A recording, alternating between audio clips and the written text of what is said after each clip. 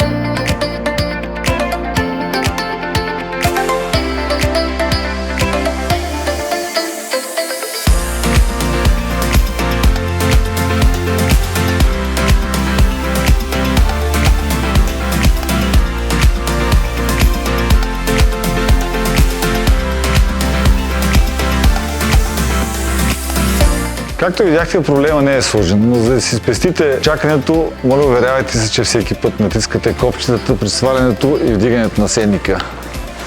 Това беше от нас, до нови срещи!